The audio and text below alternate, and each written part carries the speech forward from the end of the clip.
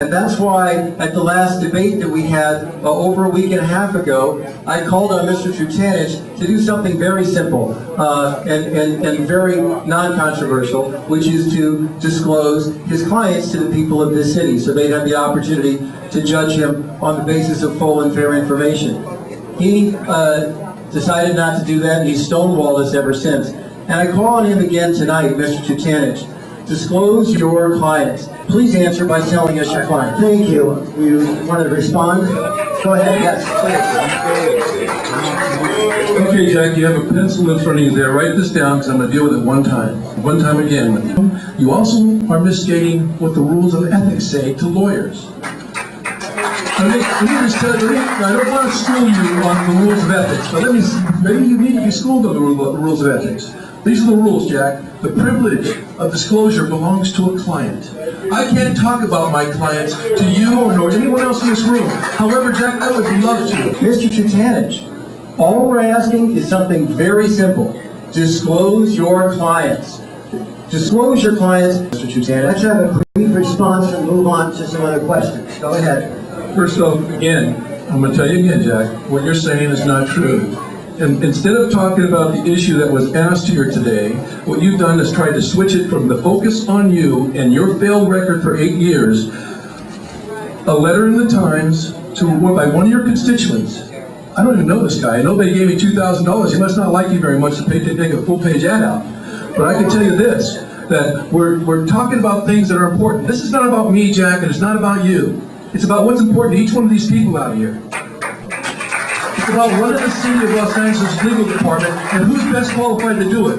A real lawyer who wants to bring real, trained legal skills to the office, or a politician who has a failed record. And that's what he's trying to do with the attack that he's having on me right now. Don't buy it. I have proven myself not only in the courtroom, but in the office.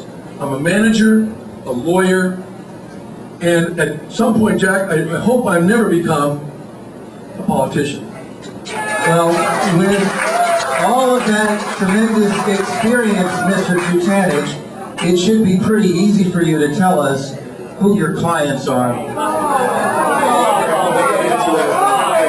ahead. You know, Jack, it's really, really easy for you to say that because you know that the rules of ethics. Maybe you don't know the rules of ethics. I've never been fined by the Ethics Commission. You have.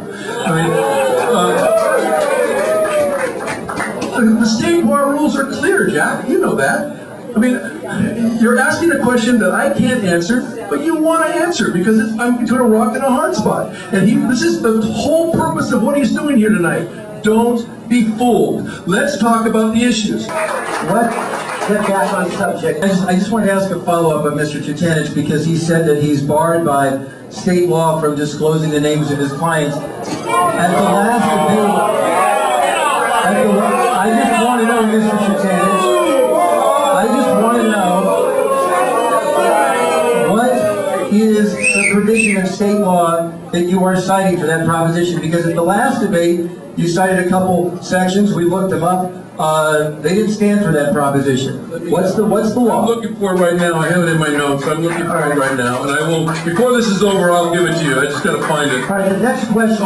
Let's try Section California Business and Profession Code, Section 6068, to maintain inviolate the confidence and at every peril to himself or herself to preserve the secrets of his or her client. And we'll cite Hoosier versus Superior Court and People versus Speedy Oil Change Systems. And TN versus Superior Court.